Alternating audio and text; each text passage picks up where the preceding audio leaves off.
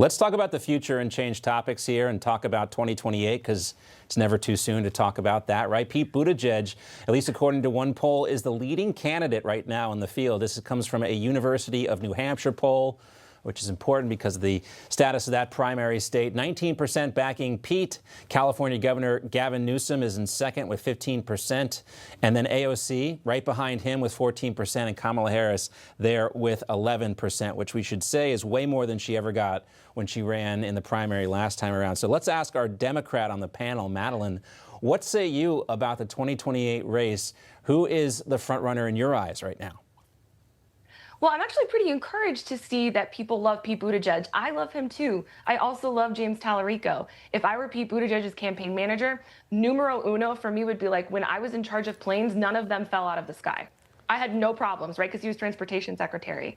And he's been the mayor of a city in Indiana. I'm from Indiana. Like my dad volunteered for his campaign just because he's a great guy. And I think he actually could unify people, just like Tallarico could unify people. But bringing somebody up from the past, Gen Z, most millennials have echoed the sentiment over and over again that we are done with the old guard. We don't want Schumer. We don't want Jeffries. Sorry, we don't. They're not representative of the values that we have as a party.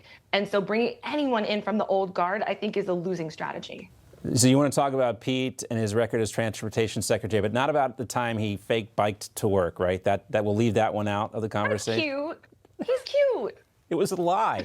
And when you say planes fall, I don't want to be too glib about this, but like planes falling out of the sky, I think you're talking about the Reagan crash?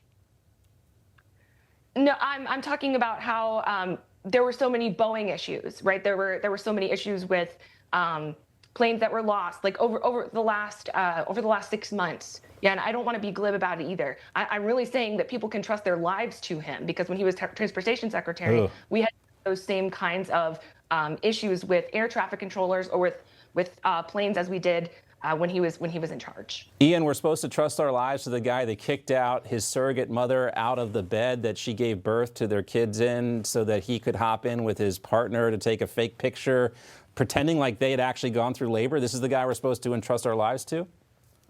Let's also not forget he was Secretary of Transportation and went missing for months while he was on paternity leave for a child he did not deliver and had nothing to do with delivering, and no one noticed. That is the person we're supposed to trust our lives to. I think it's also the fact that that was glib, talking about planes falling out of the sky when there has been a terrible disaster in Washington, D.C., I think is fairly appalling, but it's also a little silly, I think, to claim that whoever is Transportation Secretary has control of the skies.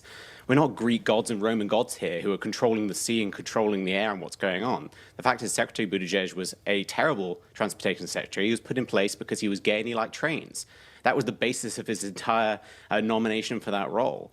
And so the fact that he can now be president when he is a very good talker, that's basically all he can do. That's all he can do. He went to Oxford, did PPE there, which is politics, philosophy, and economics. I went to Oxford. That is the degree they give you to talk your way out of nothing. And that's what Pete Buttigieg is a master of doing.